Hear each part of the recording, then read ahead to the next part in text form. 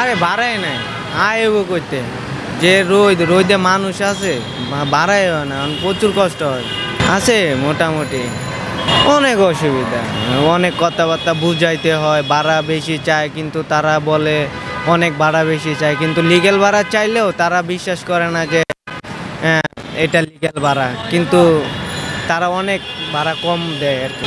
গাড়ির উপর ভালো গাড়ি হইলে ডিপেন্ড করে যে 4-5 বছরেও কিচ্ছু হয় না, একাদের পার্সোনাল চলালে। আর ভাড়ার ক্ষেত্রে 20,000 25,000 টাকা খরচ হয় একবার ইঞ্জিনের কাজ করাইতে হইলে। প্রতিদিন 520 টাকার তেল বলতে হয় 4 লিটার। এমন না সমান সমান, একদম বেশি আয় হয় না। ধরেন 1000-1200 তেল খরচা যায়, এটা 1000-1200। রোজ খরচা ধরেন সারাদিন যদি সকাল সন্ধ্যা চালাইলে ধরেন 600-700 টাকার তেল খরচা হয়, ওই 1200-1300 টাকা থাকে আর কি সারাদিন গাড়ি চালাইলে। যাত্রীদের ব্যবহার ভালো, কিন্তু আমরা একটু সমস্যা খালি প্রশাসনিকভাবে আমরা সমস্যা আছে। সব কিছু কাগজপাতি ওকে থাকলেও আমাদের যদি একটা যাত্রী কন্টাকে আমরা যাত্রী নিই, তাহলে যাত্রী নিলে আমাদের ধরিয়া মামলা দিয়ে দেয়। যাত্রী আমার ভাই হতে পারে, যাত্রী আমার বন্ধু বান্ধব হইতে পারে। সরকার অর্ডার দিয়েছে 2 জন লোক বহিত, 2 জন ছাড়তে পারবে। আমরা তো আর 3 জন নিচ্ছি না, কিন্তু আমাদের 2 জনের জন্য মামলা দিয়ে দেয় যে কন্টাক্ট আনছেন কেন। এই জন্যই আমরা সমস্যা বেশি আর কি।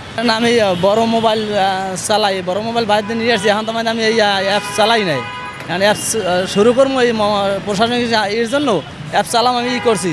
তারপর বাড়িতে যাইয়া ভোটার আইডি কার্ডটা নিয়ে আসছি, এখন আর কি এইটা চালু করবো। এখন তো আমার চালু করিনি আমি। 1000-1200 টাকা তো ইনকাম করা যায় এই দিন আর কি। আয় তো হয়, ব্যয় একটু কমই আছে আর কি। ওই তেল খরচ আর টুকটাক খরচ, এই আয়টাই বেশি হয় আর কি। যাত্রীদের ব্যবহার ভালো আছে, ওভার পাঠাও, ইনড্রাইভ সব চালাই আমি। ওনাদের কমিশন ওভারে আপনার সিস্টেম করছে 75 টাকা,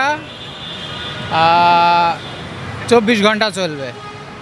আর ইনড্রাইভ তো এমনিতেই ফ্রি চলে। আর আপনার পাঠাও 15 টাকা কমিশন, 100 টাকায়। আমার কাছে ইনড্রাইভই ঠিক আছে, ফ্রির জন্য ঠিক আছে।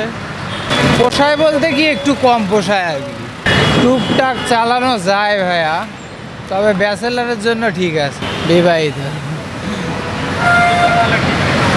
ঠিক নাই, তারপরেও চালাই নিতে হবে, কি করবেন।